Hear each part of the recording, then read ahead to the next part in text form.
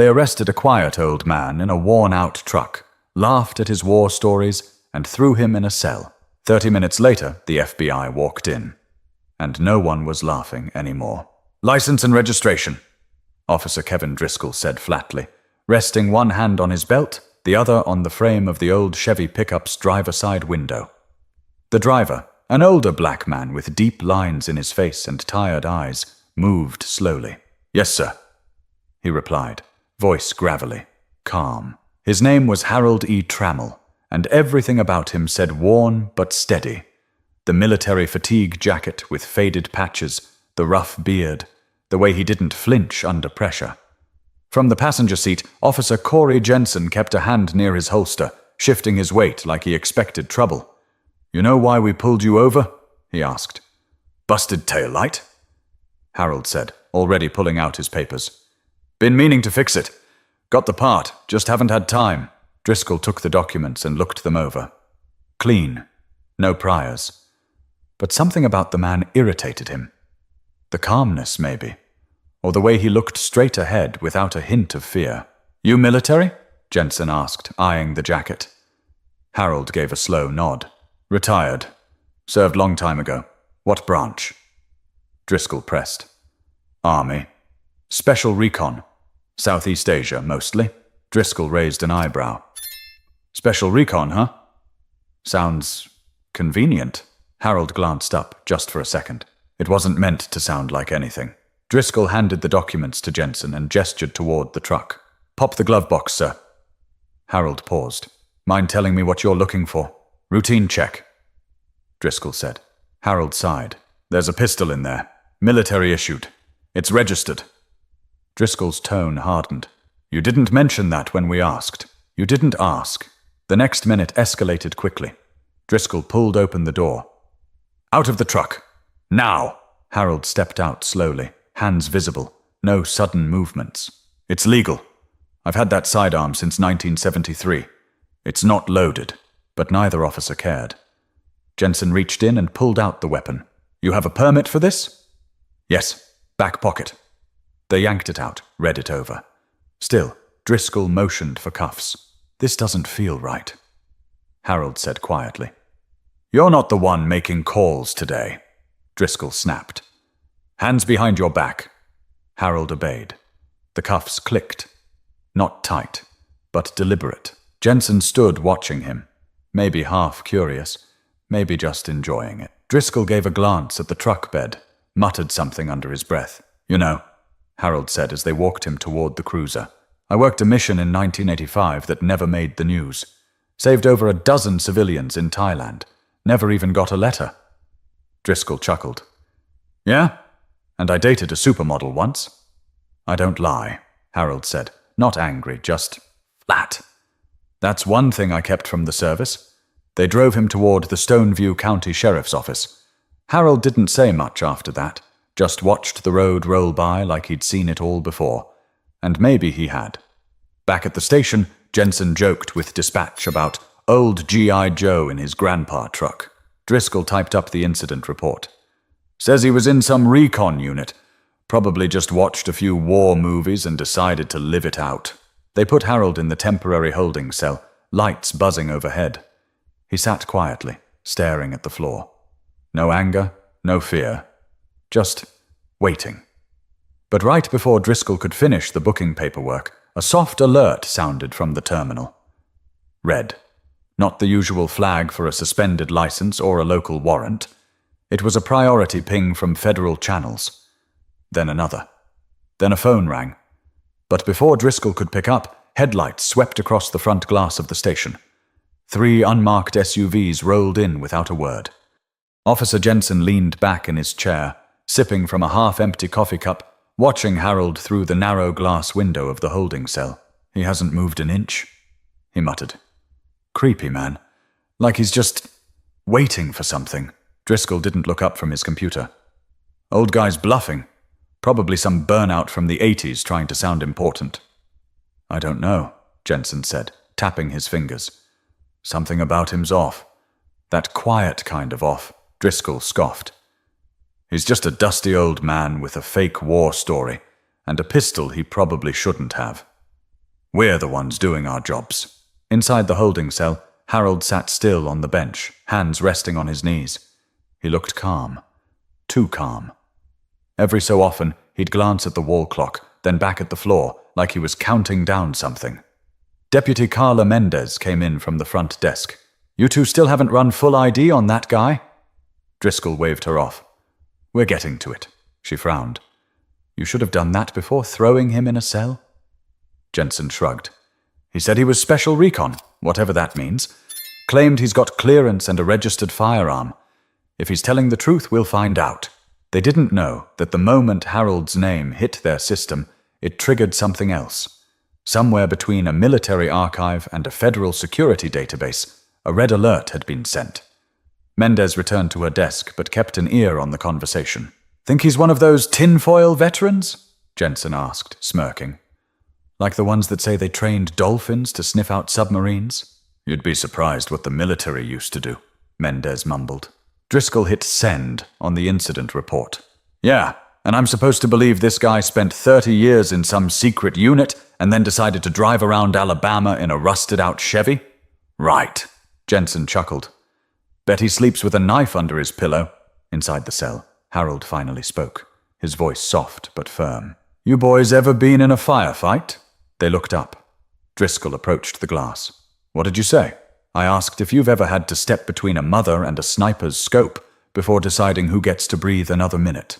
Driscoll laughed. "Here we go again." But Harold wasn't joking. "I still remember her eyes. She didn't speak English, but I knew what she was saying. And I took the shot. Not proud of it, but I did it." Silence fell across the room. Even Jensen stopped smiling. "You can either believe me or not." Harold added, "But if you think I'm just an old fool with a story, you're not paying attention." Driscoll stared at him a moment longer, then turned away.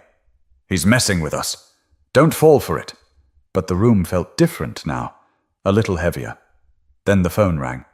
Line 3, a direct line, rarely used.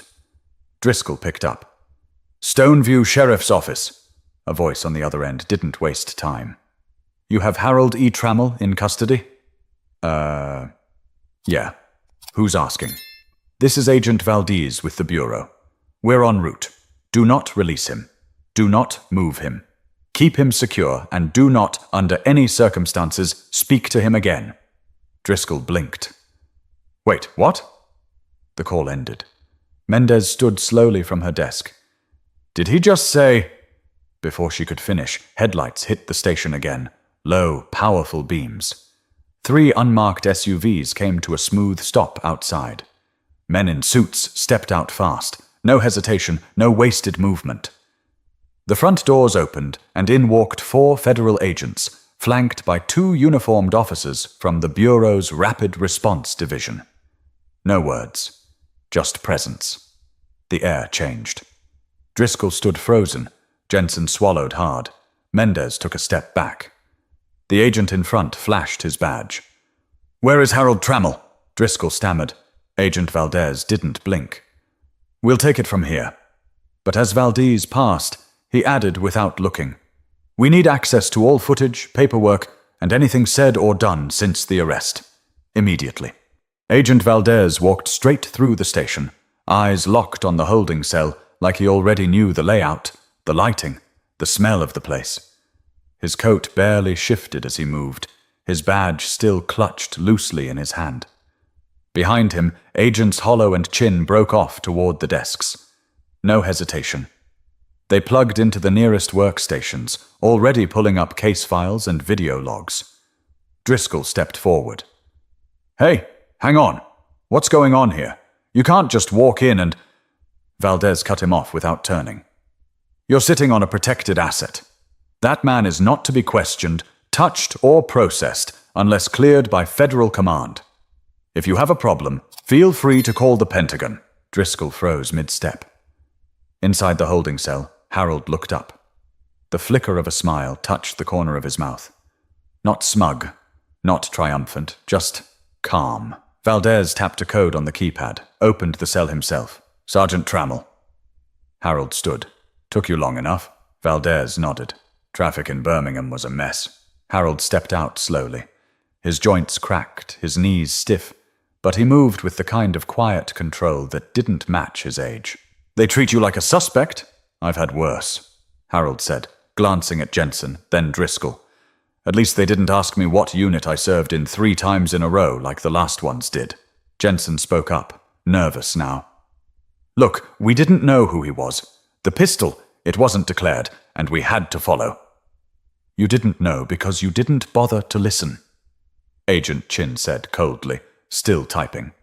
"And now you're flagged in our system as having mishandled a Class A sensitive individual. Congratulations." The room was dead quiet. Valdez turned to Mendez.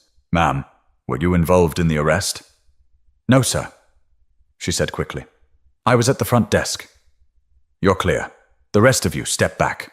Every word, every move since that stop is being logged. If bodycam footage shows mistreatment, you'll be hearing from our legal branch."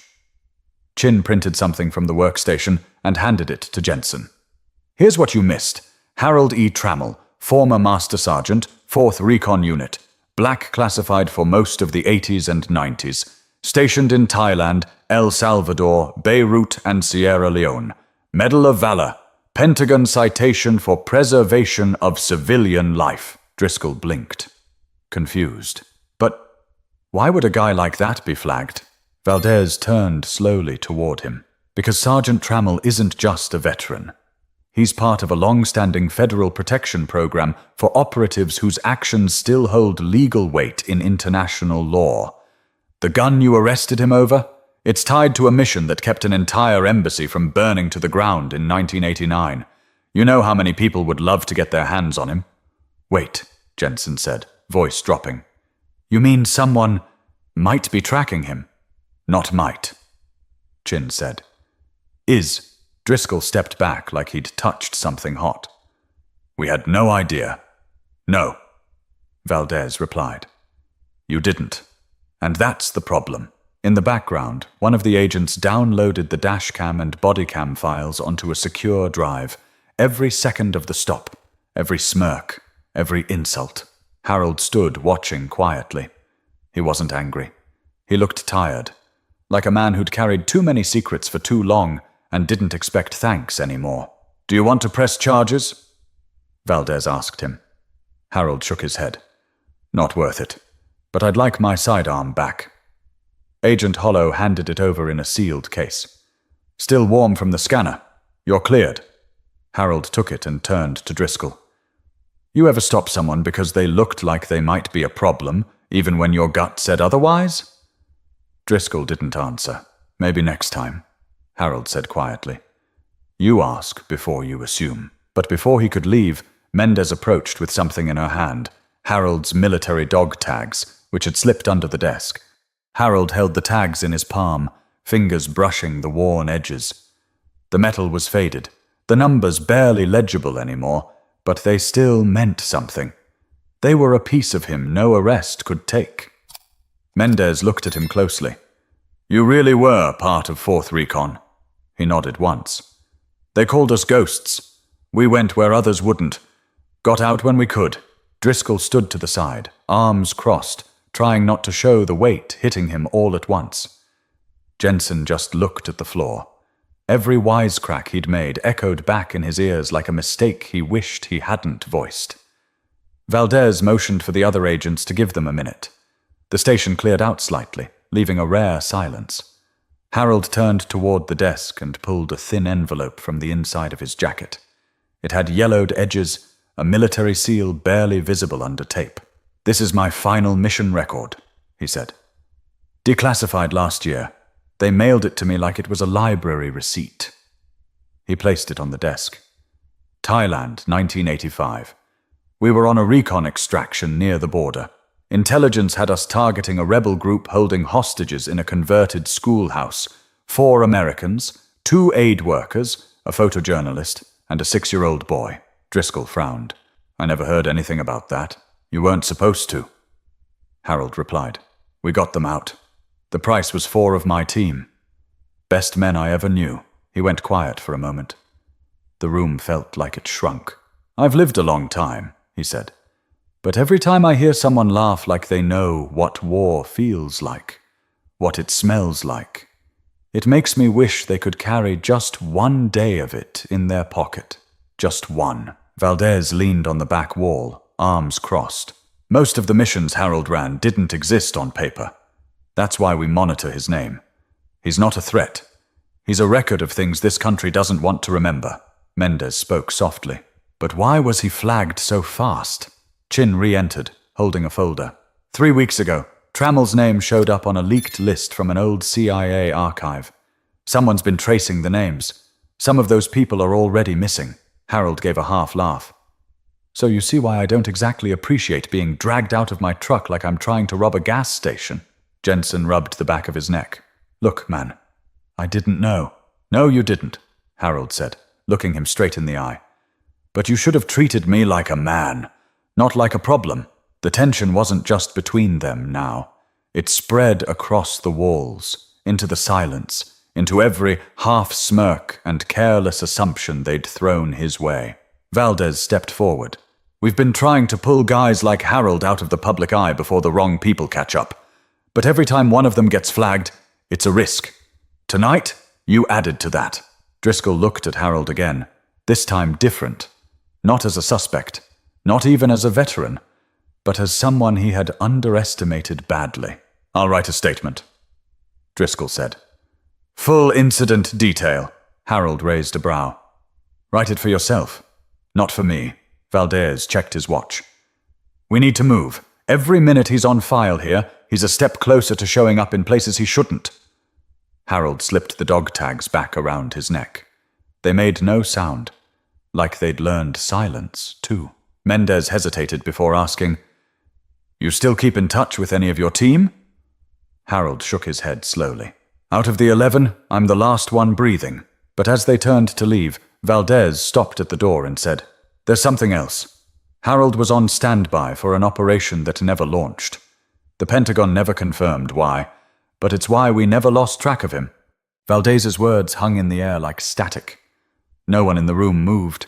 Not Mendez, not Jensen, and certainly not Driscoll. It was as if they'd been pulled into something far bigger than themselves, and they knew it. What kind of operation? Mendez asked quietly. Valdez glanced at Harold. Let's just say it was supposed to happen on American soil. And if it had, you'd all be speaking about this man with a lot more care. Harold didn't flinch. I was tasked with coordination, not execution. But that file stayed locked up for almost 30 years. They didn't bury it because it was irrelevant. They buried it because it came too close to something they weren't ready to admit. Driscoll felt his mouth go dry. We were just doing our job. Valdez shot him a cold look. You weren't doing a job. You were making a judgment. There's a difference. Agent Chin reappeared with a flash drive. We've got all footage.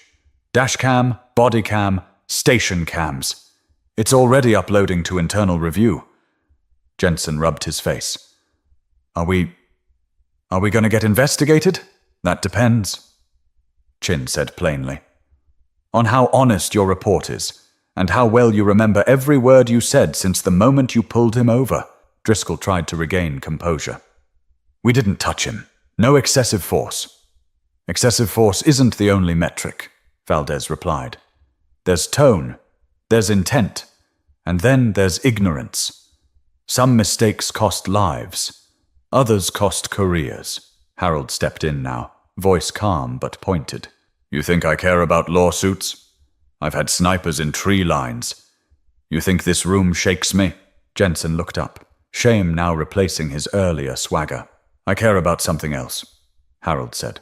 Respect. Not the kind you ask for, the kind you give without needing to be told. Driscoll glanced at the sealed case on the table. Harold's pistol. Why do you even still carry that thing? Harold took a long breath. Because there are people who still look for the ones who stopped them. I'm not famous, but I'm remembered.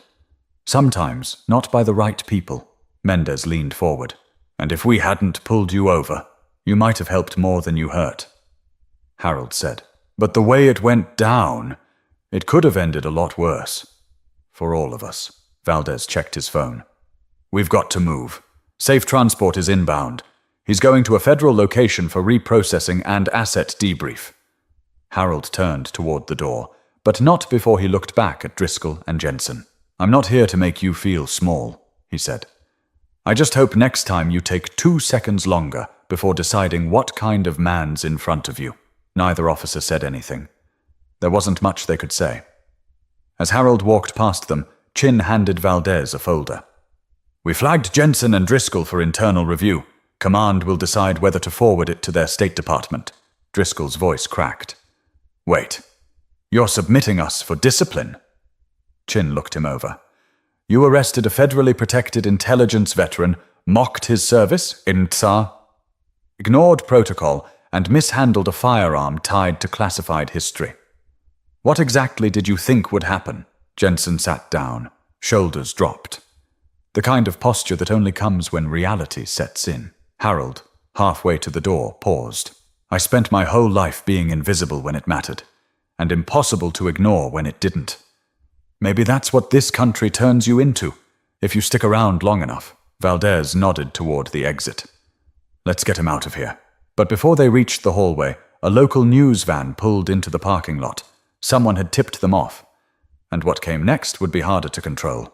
The whir of a camera lens zooming in through the front window was enough to draw every pair of eyes to the entrance. Channel 8 News had arrived. One cameraman, one field reporter, both moving quickly toward the building. Someone had made a call, probably thinking it would earn them points or stir up headlines. Valdez muttered, "Damn it," and stepped forward to intercept. Harold didn't break stride. He walked slower now, but with the kind of quiet dignity that didn't need a crowd. His boots hit the tile with a rhythm, like he was back on patrol, every step measured, every glance purposeful. Outside, the reporter was already mic'd up. "Sir, is it true you were wrongfully arrested here tonight?" Valdez turned, voice calm but firm. "This is a federal matter. No comment." Harold stopped at the doorway, hand resting lightly on the push bar. He turned his head just enough to speak without looking at the cameras. "They thought I was someone I'm not," he said. "Because I didn't dress like they did. Because I was quiet. Because I was black. But I am exactly who I say I am. And I've been carrying this country on my back for a lot longer than people care to remember." The reporter tried to fire off another question, but Valdez guided Harold gently outside, shielding him with his frame as the camera lights flashed. The SUVs were waiting. No sirens, no fuss. Just tinted glass and silence. As Harold climbed into the vehicle, he caught Mendez's eye through the station window. She didn't wave. She didn't smile. But the way she stood there, watching, still, said she understood something now that she hadn't before. Inside the station, Jensen slumped over his desk, tapping a pen against his knee. He didn't say a word. Driscoll stared at the footage playback, the body cam he hadn't thought twice about turning on, the way he barked orders, the smirk he'd worn when Harold mentioned his military history, the pistol being bagged like it belonged to a criminal. It was all there, every moment of disrespect, casual and thoughtless. Mendez turned away from the screen. "You're gonna have to answer for it." Driscoll nodded slowly. "I know." Outside, the SUV doors shut. Valdez didn't say much during the ride. Harold leaned back, resting his head against the seat. His eyes didn't close, but his body loosened slightly. Not relaxed, never relaxed, but still. "You good?" Valdez asked. Harold didn't answer right away. Then, "They treated me like I didn't exist. You're not the first. You won't be the last." "Yeah," Harold said, his voice low. "But I'm tired of being the warning lesson. They learn, and we still carry the bruises." The SUV turned onto a side road, leading to a secure location away from the station, away from the spotlight. Before they reached the gate, Harold spoke again. "You know what I think about most?" "What's that?" "That kid in Thailand. The 6-year-old. The one I carried out in a rice sack to keep him from being seen." Valdez turned slightly. "You saved him, maybe," Harold replied. "Or maybe I just delayed what the world already had in store for him." The vehicle pulled to a stop. Valdez opened the door but didn't rush Harold. He let the old man take his time. Harold stepped out, boots hitting gravel. He looked up at the stars for a second, then down at the dirt. "You want to know the truth?" he said. "Always. I didn't care about the arrest. I've been held at gunpoint by worse. What I care about is how fast they believed the worst about me without asking a single question." Valdez nodded. "It won't be the last time someone like them does something like that." "I know," Harold said. "But it should have been." He turned toward the building, walking slowly, back straight. But inside the station, Mendez was already on the phone with Internal Affairs. She wasn't going to let what happened become just another buried file. 2 weeks later, the Stoneview County Sheriff's Office looked the same from the outside. Brick walls, faded signage, 2 patrol cruisers parked crooked as always. But inside, the atmosphere had shifted. Mendez sat at her desk, flipping through a printed statement. The Internal Affairs team had come and gone, but the ripple left behind hadn't settled. Everyone walked a little lighter now, a little quieter. The jokes weren't as loud. The smugness wasn't as thick. Driscoll hadn't said much since that night. He was under review. His badge hadn't been pulled yet, but it was hanging by a thread. Jensen was reassigned to desk duty, pending sensitivity training and a full procedural audit. Neither fought it. Harold Trammell's name was no longer just a file in a drawer. It was a reminder, passed between officers behind closed doors and whispered about in the break room. The vet who'd been more than he seemed, the man they thought they could process and forget. Outside the station, a young man in a grey hoodie stepped off a city bus and approached the front desk. He was clean-cut, early 20s, holding a letter in his hand. "I'm looking for Deputy Mendez," he said politely. She stepped out from her office. "That's me." He held up the letter. "I was told to give you this." She unfolded it carefully. The paper was lined, the handwriting sharp and precise, old-fashioned. It read, "Deputy Mendez, you didn't have to step in. But you did. That says more about you than the badge you wear. I don't need justice. I've already had my share of fights. But I do believe in accountability. And you're the reason I still believe that's possible. Thank you, Harold E. Trammell." She read it twice. The signature was penned with a fine black ink, steady and clean. She folded the paper slowly, her chest tight with something she couldn't quite name. "Did he ask you to bring this?" she asked the young man. He nodded. "He's staying outside Birmingham for a while. Off-grid. Doesn't want attention." Mendez offered a small smile. "Tell him. He's not forgotten." The young man nodded and left the station just as quietly as he'd arrived. Back inside, Driscoll sat alone in the locker room, staring at his reflection. No uniform today, just a plain shirt and the feeling of something unfinished. He reached into his locker and pulled out a notepad. On it he scribbled, "Saw a man." Didn't ask who he was. Treated him like a file, not a person. Then he closed it and slid it back into the drawer. Maybe no one else would ever read it, but he would.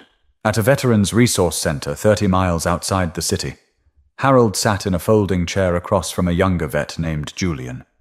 Combat boots untied, cap pulled low, Julian spoke in quick bursts. Too many memories, not enough space to hold them. "I wake up thinking someone's going to kick the door in," Julian said. "Even though I'm back home, even though it's been 3 years, I can't turn it off." Harold leaned forward. "You don't turn it off. You just learn where to place it. It doesn't go away. It just stops running the whole show." Julian stared at him. "How long did it take you?" Harold gave a faint smile. Still counting. They sat in silence, both men carrying more than they'd ever say out loud. And yet in that silence there was a kind of peace. Not perfect, not whole, but real. Back in Stoneview, Mendez pinned Harold's letter on the inside of her locker door. No spotlight, no ceremony, just a reminder that sometimes the people we dismiss carry the heaviest stories. And sometimes one bad decision becomes a mirror we can't look away from. If this story meant something to you, subscribe for more human stories that remind us how easily we misjudge and how important it is to listen before we act.